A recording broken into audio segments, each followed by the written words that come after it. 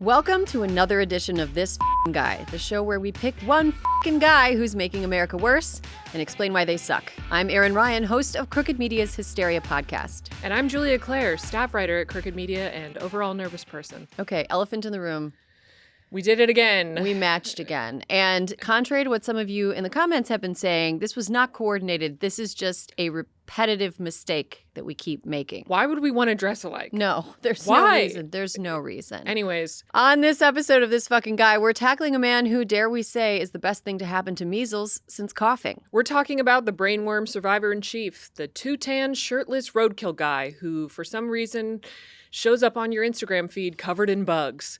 The final boss of destructive Nepo babies, and the man seemingly leading the charge to usher in a new golden age of communicable diseases, Robert F. Kennedy Jr. Now, thanks to the fact that he is the most powerful public health official in the U.S., we're all surface level acquainted with his kookiness. But I gotta say, it's just as kooky all the way down. Kookapalooza, Kookchella, Kookstock 99. Kookstock 99. That ended poorly. I know. A lot of mud. Robert, or Bobby Kennedy Jr., if you nasty, was born on January 17th, 1954 in Washington, D.C., the third of 11 children, otherwise known as a Catholic basketball team, to Robert and Ethel Kennedy. Ethel was the daughter of a wealthy coal family, and we all, of course, know Robert F. Kennedy Sr., who served as Attorney General in his brother John F. Kennedy's presidential administration, then senator in New York before launching his own presidential run in 1968. Now, I just want to pause here for a second because I feel like I'm not appropriately dressed for a Kennedy. All right.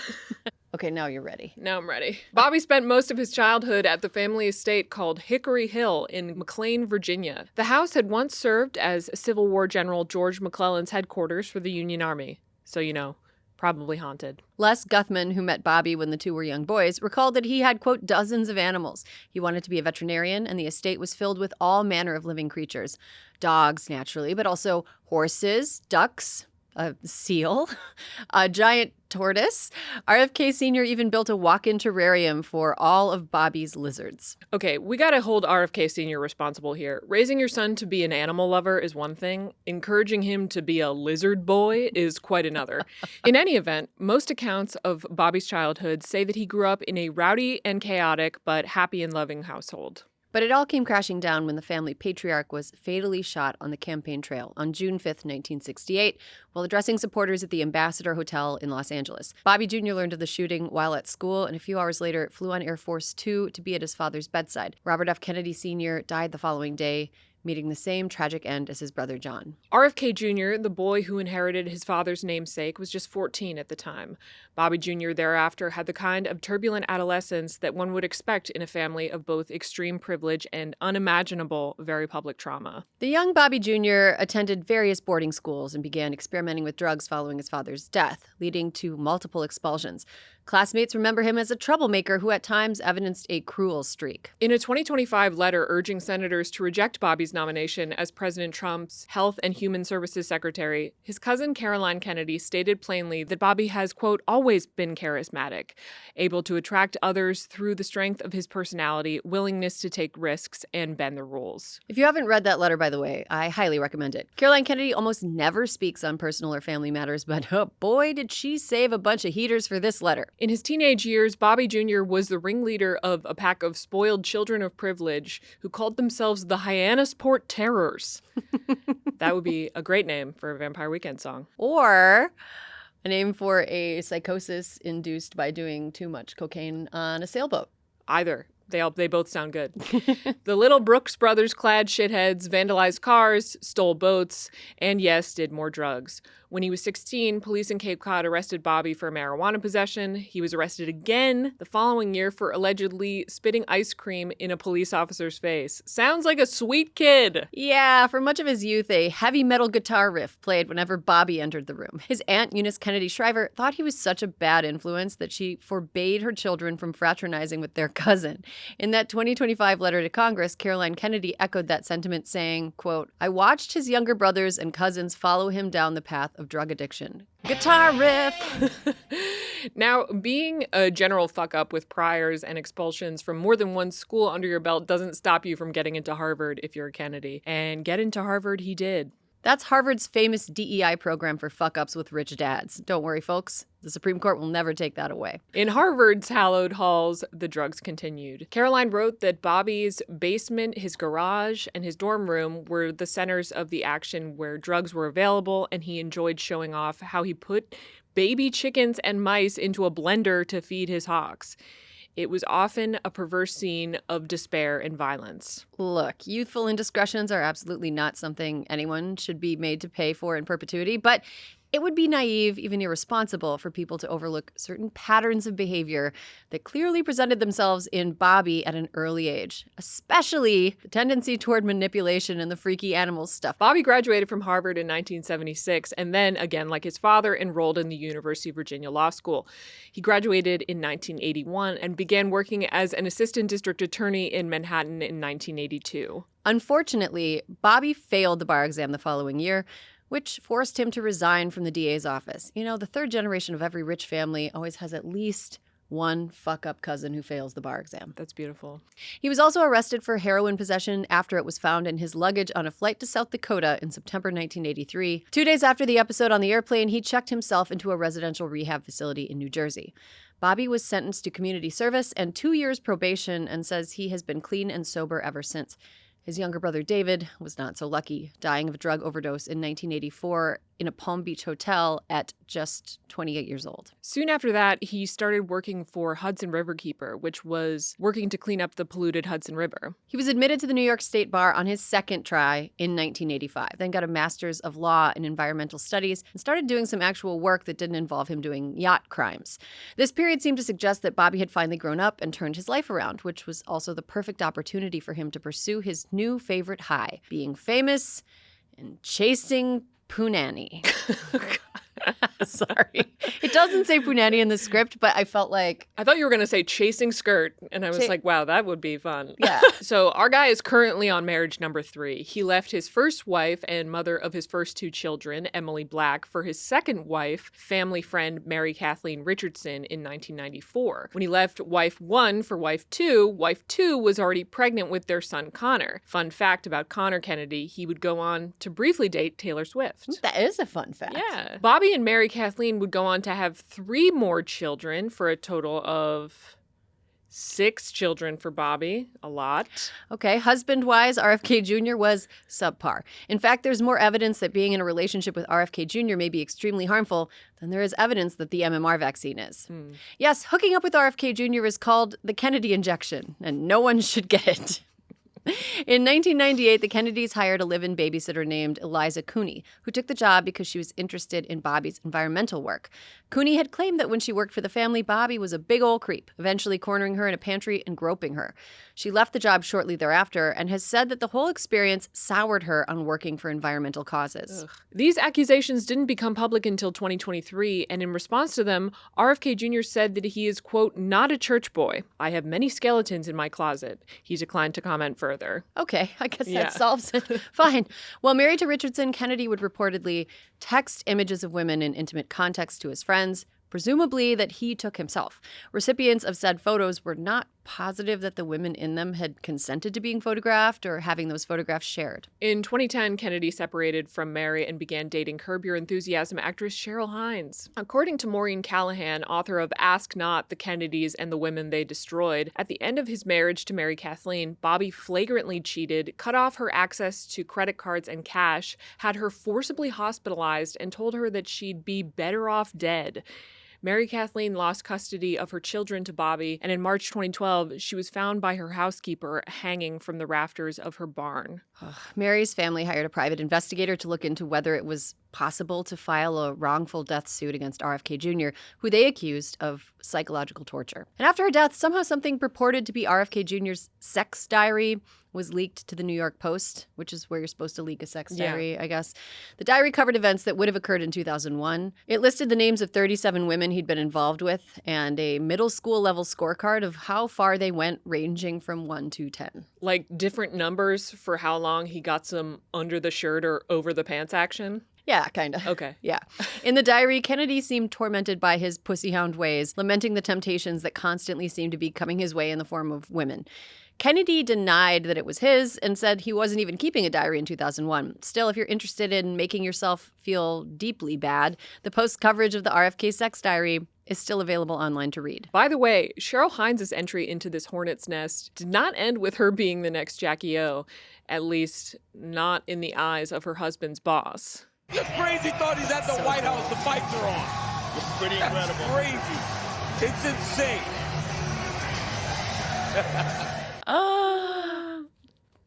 Jackie, no. You got what you asked for, Cheryl. And nobody got what they wanted. Actually, if you play the Curb Your Enthusiasm music over that clip. Perfect. And of course, while he was allegedly doing all this skirt chasing, he was also building a name for himself as an environmental warrior. The American media just can't resist a Kennedy. In 1995, New York Magazine called him, quote, the Kennedy who matters, yikes. And in 1999, Time Magazine named him a hero of the planet for his work with Riverkeeper. By then, he was one of the most famous environmental lawyers in the country. But when people today say things like, what happened to RFK Jr.? He used to be normal and reasonable. Well, that's not exactly true either.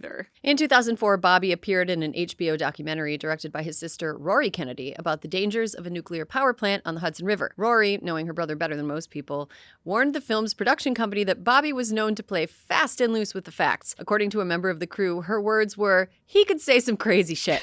Rory went on that her brother's interviews would have to be meticulously fact-checked, quote, even though he might come across as an expert. The film had already been edited when producers discovered that Bobby's interviews were, as Rory had warned, riddled with inaccurate claims, making entire portions of the film unusable. Ah, yes, that's the Bobby we know 20 years later. In 2007, RFK Jr. delivered the closing arguments in a massive case that resulted in a $382 million judgment against mega polluter DuPont. Hey, no complaints there. But with lightning speed after the verdict hit the court register, the guy cashed in like a video store clerk who just had his beater rear-ended by a Mercedes. On top of the cut of the DuPont settlement Bobby received, he almost immediately went on the speaking circuit, earning about $25,000 per speech and as much as $250,000 for talks overseas, according to court records. Meanwhile, there were signs over at Riverkeeper that he may not be a great leader, like when he insisted on hiring a man to the organization who had been convicted of smuggling rare bird eggs from Australia. Hey, at least he wasn't waiting for them to hatch and then throwing them into a blender for his hawks. Most of Riverkeeper's board, including its founder and president, resigned over the decision. These people just wanted to clean up the Hudson River. They don't want your weird Australian bird criminal, Bobby. A friend of RFK Jr.'s told the New York Times that Bobby's self-aggrandizing desire to emulate his famous father was his tragic flaw that triggered the need for adulation, the need for recognition, the need for followers. Caroline Kennedy wrote that while her cousin has long ago left his days of substance abuse behind, he remains, quote, addicted to attention. Environmentalism and clean water were all well and good, but they didn't necessarily scratch the need for followers. Around the time Bobby's public profile was skyrocketing in the early 2000s, he was also introduced to vaccine skepticism via a woman who showed up on his doorstep in Hyannisport, Massachusetts, claimed her son had suffered a brain injury, and received an autism diagnosis after being given a pertussis vaccine. Kennedy read the materials the woman had brought and became a near-instant convert. He used his name and his family's connections to secure meetings with the government's top infectious disease specialist and future arch nemesis, Dr. Anthony Fauci, as well as the director of the National Institute of Health. Bobby became convinced that all federal health departments were just big pharma in a white coat. In 2005, Bobby wrote an article called Deadly Immunity. Ooh, I'd watch that Ashley Judd vehicle. Which was published in print in Rolling Stone and online by Salon. The piece blamed a vaccine preservative that had been almost entirely phased out of children's inoculation for a rise in autism in children. It's called the Measels. Remember that because we're going to be hearing about it later. Both outlets later issued corrections and retracted the article after finding that a number of its claims were dubious at best, wholly incorrect, and dangerous at worst. Kennedy was widely criticized by the scientific and medical communities, which only made Bobby convinced of a coordinated effort to silence vaccine skepticism rather than, scientific consensus simply not being with him. RFK Jr. helped found the Children's Health Defense. the New York Yankees of the anti-vaccine movement. Go Sox. When Kennedy came to the Children's Health Defense, it was a low-level nonprofit called the World Mercury Project, which confusingly sounds like a mercury-promoting organization. But he turned it into an anti-vax giant that raked in millions of dollars. Here's an excerpt from their website. Quote, "If vaccines are safe and effective, why is there such growing controversy surrounding them? Why are some parents opting to skip vaccines altogether? You literally created the controversy. People are skeptical because of the misinformation you gave them. My God, someone please insert the 'we're all trying to find the guy who did this' meme." Look, if screaming isn't allowed in this Chili's, then why am I always coming into this Chili's and screaming? Checkmate science. Okay, just some table setting here. The foundational text of the anti-vax movement is a series of studies by former UK physician Andrew Wakefield linking the measles, mumps, and rubella or MMR vaccine to autism. When Wakefield's research was initially published in the medical journal The Lancet in 1998, other researchers were not able to reproduce his findings, leading to questions about his methodology. Wakefield was stripped of his medical license after it was discovered that the studies were not only fraudulent, but he had millions of dollars in undisclosed financial conflicts of interest related to the conclusions he produced.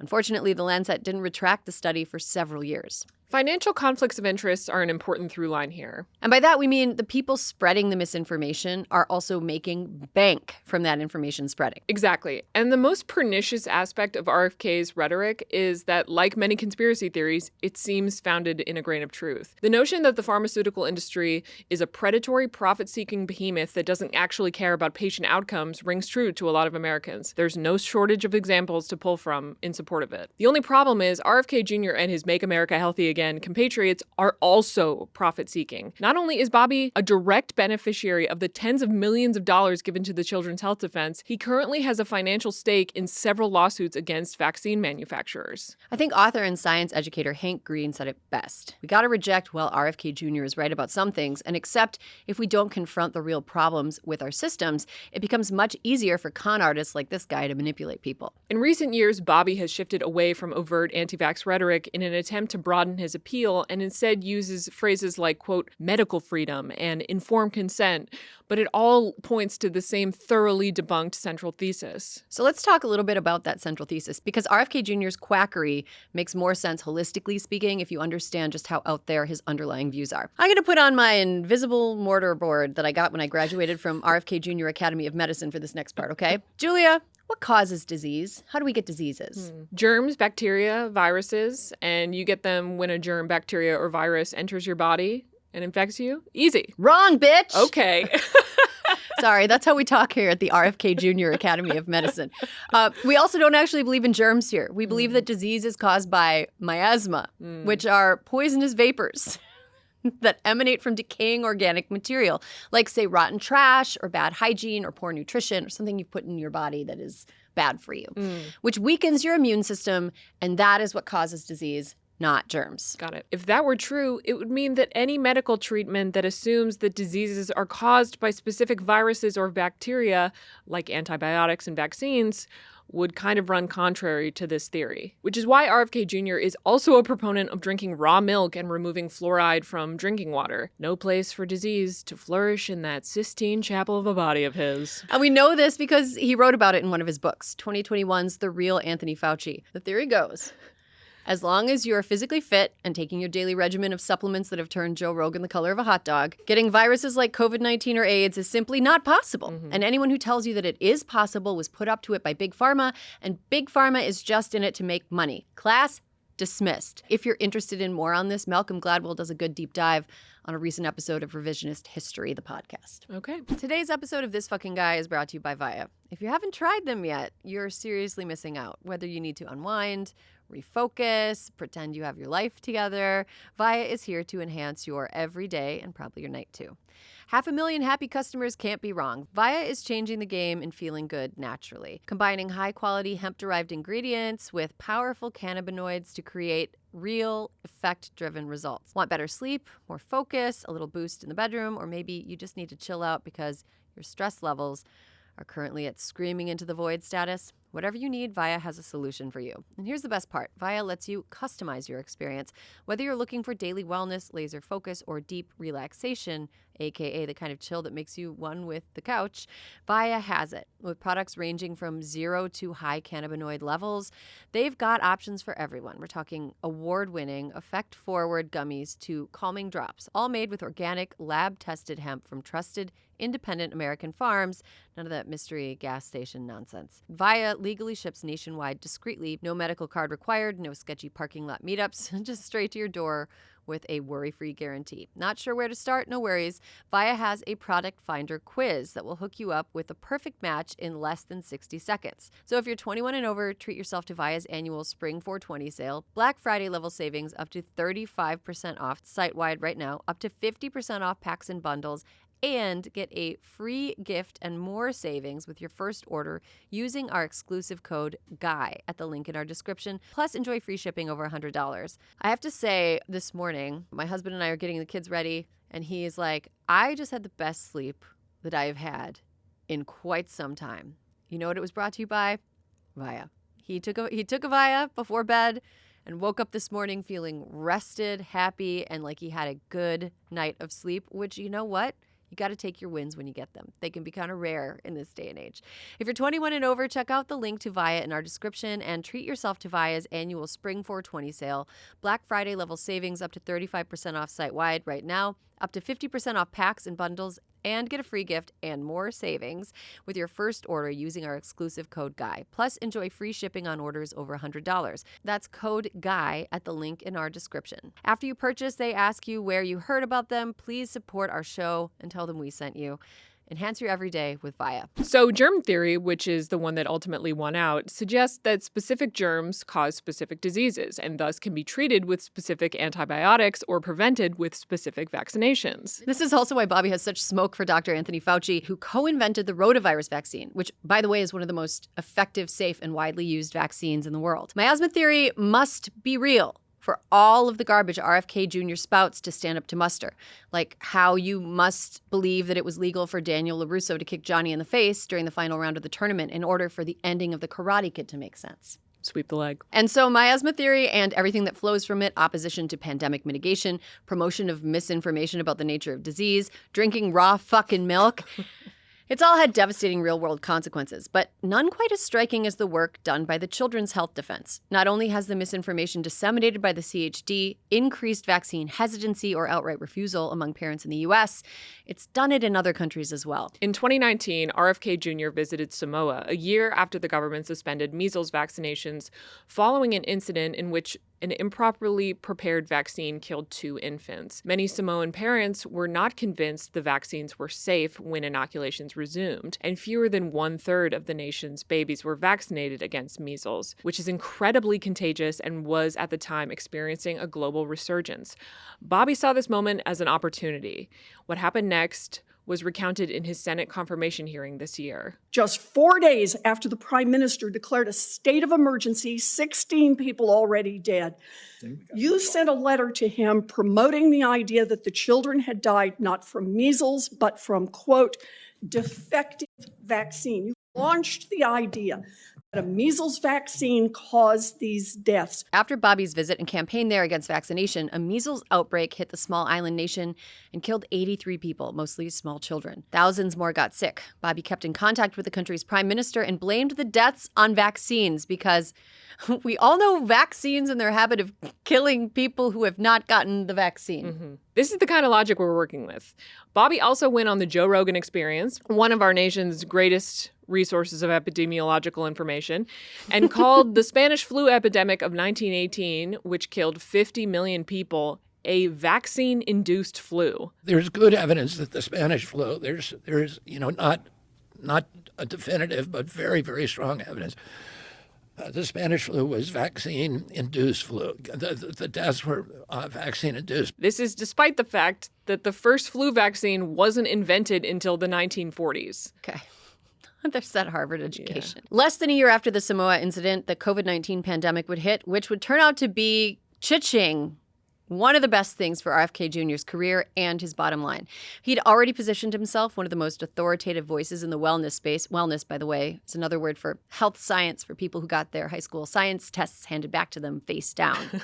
Kennedy found the perfect audience in podcaster Joe Rogan, who had him on his show multiple times. As with every Rogan appearance, when Bobby was on the mic, there was zero fact-checking, and Rogan served as the perfect surrogate for his audience of anti-establishment, yet somehow also incredibly gullible little guys. A podcast for gullible little guys. Gullible little guys. Bobby was a very busy boy in the COVID era. In 3 years, he published 6 anti-vaccine books and co-starred in a documentary with disgraced researcher Andrew Wakefield called Vaxxed 2, The People's Truth. That was honestly a real missed opportunity to call it Too Vaxxed, Too Furious. He also has what I'd characterize as a hater's crush on Dr. Anthony Fauci. The 2021 book we mentioned earlier, titled The Real Anthony Fauci, Bill Gates, Big Pharma, and the Global War on Democracy and Public Health, sold more than 1 million copies and was on the New York Times bestseller list for 17 weeks. Look, it was a pandemic. All we had was time to read.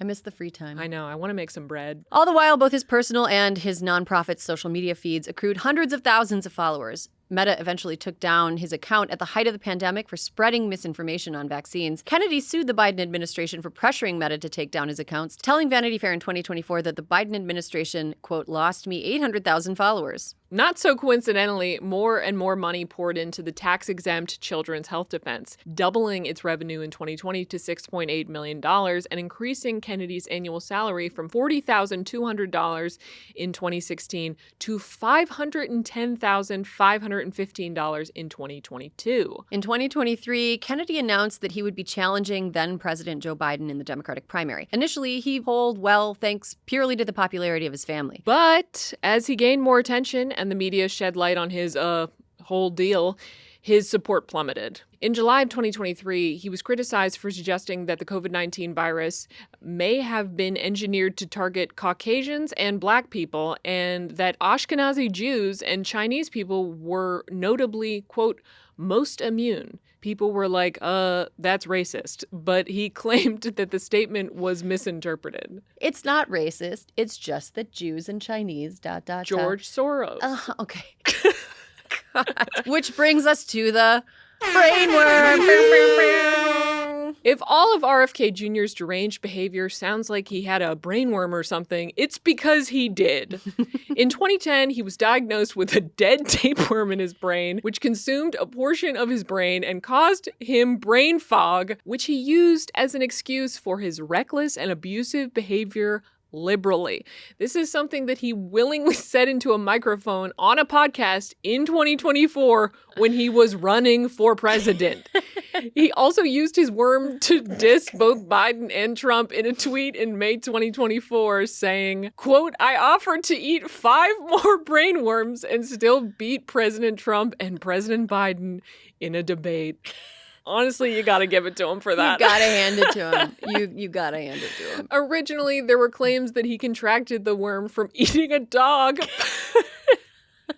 But he later clarified that it was actually from eating a goat. Oh, that changes everything. I like to think that the worm is still up there looking through RFK Jr.'s eye holes and thinking, I didn't think this was part of the tour. Kennedy is also weird with animals that didn't eat a portion of his brain. Earlier, we discussed his supervillain evolution from sweet little lizard boy to chick-blending lizard teen, but we'd be failing you as roast historians if we did not go into your boy's fondness for roadkill. Oh, boy. Bobby has said that he's been picking up roadkill for his entire life. Which isn't that weird if you're a subsistence hunter, live off the land type, but it seems like a syndrome when it's been done by a person who was once a member of a gang of private yacht hooligans. One dead animal Kennedy picked up from the side of the road was a bear cub that had been hit and killed by a car back in 2014. He loaded it into his car with the intention of taking it home to skin it and harvest the meat. But instead, because he had no time to go home before a dinner date and catching a flight, he abandoned the animal carcass in Central Park. This led to a decade-long mystery as to where the young Central Park bear carcass had come from, and a still unsolved mystery about whether or not Kennedy was able to actually keep his dinner down after handling a dead baby bear right before dinner. Another time, he brought a chainsaw to the beach, which normal, Yeah. and used it to cut the head off a beached whale, which he then tied to the roof of his minivan in order to transport it home. We aren't sure why he did this. I'm so sorry. Julia's fully crying. His daughter, who originally shared the story with the media, said of the incident, quote, "Every time we accelerated on the highway, whale juice would pour into the windows of the car. It was the rankest thing on the planet."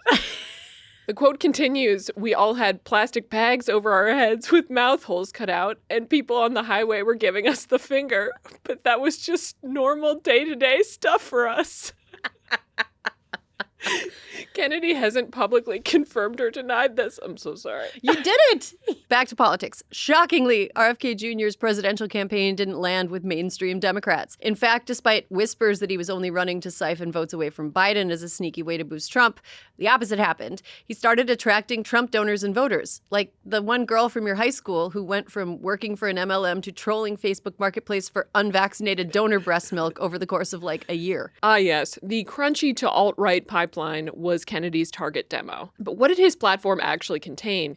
He tried to use his status as an environmental attorney to appeal to both Biden and Trump voters. But he didn't have meaningful plans to cut greenhouse gas emissions and curb global warming. Instead, he wanted to focus on less divisive issues like soil regeneration and clean water. He also pointed out that the Trump administration had approved more than 100 new pesticides that have been banned in other countries, often because of the risks they pose to human health. But lest you believe that our dude has morals that can't be bought with money or promises, in August of 2024, Kennedy suspended his campaign and endorsed Senor Muchas Pesticidas himself, Donald Trump. After this endorsement, Kennedy's siblings spoke out again, saying, "Our brother Bobby's decision to endorse Trump today is a betrayal of the values that our father and our family hold most dear. It is a sad ending to a sad story." In return, in December 2024, President-elect Trump announced that he would be nominating Kennedy to run the Department of Health and Human Services, which is cool because that's also what's happening right now in the parallel dimension most closely resembling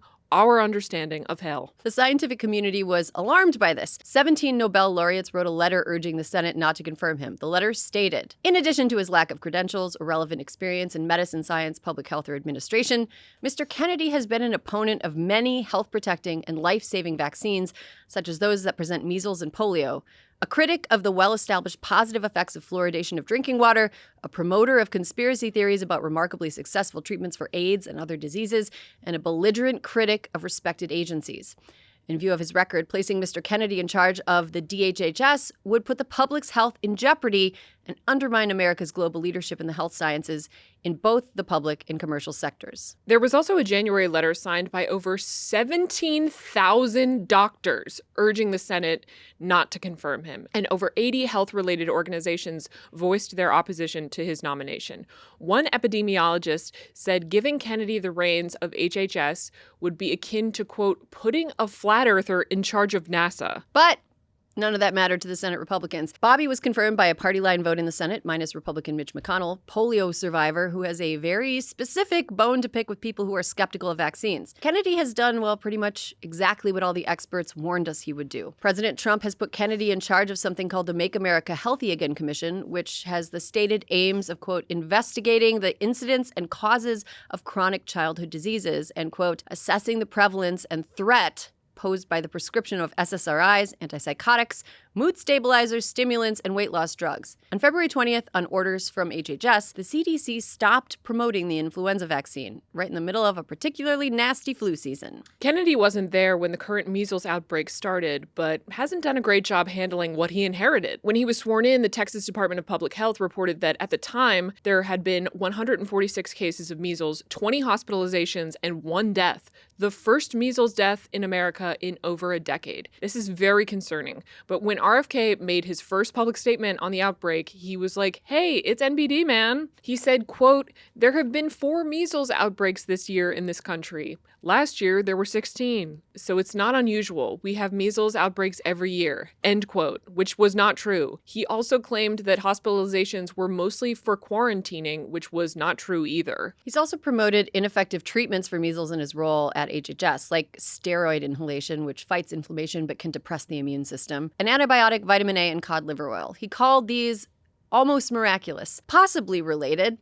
Children have been entering hospitals in the area impacted by the measles outbreak with vitamin A poisoning. While he did write an op-ed on Fox News' website stating that the measles vaccine was a good way to prevent measles, thank you, his public statements have overstated its harms while insinuating that just getting measles and getting it over with is better than getting vaccinated. 3 top officials in HHS and the CDC resigned or were asked to leave over clashes with Kennedy about the outbreak. In the meantime, 1 more unvaccinated child died of the disease. The outbreak spread to at least 27 states, and at the time we're recording this, there are at least 800 cases, almost all of them in unvaccinated people or people with unknown vaccine status. Kennedy has also made it a priority to figure out what's causing all this autism. He appointed a commission to solve the cause of autism by September. It's not too difficult to understand why he's doing this. He wants to reinvigorate the long-debunked notion that vaccines somehow cause autism spectrum disorder. Publicly, the urgency behind his push to solve autism shows that he doesn't actually know what autism is. These are kids who will never pay taxes. They'll never hold a job. They'll never play baseball. They'll never write a poem. They'll never go out on a date. Many of them will never use a toilet unassisted. And we have to recognize we are doing this to our children. Watching that and like trying not to turn into a teapot that gradually gets redder and redder and has like steam come out of a spout that appears on your head. However, to be fair, his misapprehension that autistic people will never pay taxes is understandable given the fact that he has spent so much of his time recently around Elon Musk, America's most prominent autistic man who does not pay taxes. True. Secretary Kennedy's seemingly bizarre misunderstanding of what autism is, the word spectrum is right in the name, dickhead, has run afoul of parents of autistic children who have pointed out that his confident misunderstanding is actually offensive to them. And experts have pointed out that more people are being diagnosed with autism because screening tools have gotten better and there are more resources available to families of children with diagnoses. But Kennedy disagrees just because, I guess. The man he's hired to lead the HHS research into the cause of autism is David Geyer, a man without a medical degree who was once sanctioned by the state of Maryland for practicing medicine without a license. He and his father are famous for a discredited study that claims that a vaccine additive called the Measels causes autism. Call back! Remember Kennedy's deadly immunity article that got retracted by both Rolling Stone and Salon because it contained a bunch of medical mumbo-jumbo? Well, that chemical is what that article is about. Experts have pointed out that the likelihood that this guy whose medical credentials are written in crayon on the back of a parking ticket will be able to determine a cause for autism on that tight a timeline is slim. There are many factors that are linked to autism that researchers are already looking into, like maternal diabetes, environmental factors like pesticide exposure, and old sperm. That's right. There's a clear scientific link between letting a man over 40 raw dog you and having a kid who develops autism, but there haven't been any urgent press conferences about that. Have there? Also, famously, nothing wrong with being autistic. Nothing wrong with Nothing being wrong with autistic. it. Okay, so there you have it. The life and times of RFK Jr., the Kennedy curse turned outward. He's a dangerous peddler of profitable lies and fear who is currently working alongside an administration that is systematically dismantling environmental protections that he built his career promoting. There's regular selling your soul, and then there's RFK Jr. level selling your soul. Julia, on a scale of 1 to 5 weasels, where does RFK Jr. fall? I'm going to give RFK Jr. between a 4 and a 4.5. Learning this much about him made me look even at his environmental law career completely differently because I had no idea how much money he made, both as a speaker and off of different settlements, and how he just kind of attached his name to different lawsuits so that he could make money off of it. There's just nothing about him that's altruistic, and I think his brain is bad. He's got a bad brain. I'm trying to leave some room at the top because Yeah. we're dealing with some such bad people. Yeah.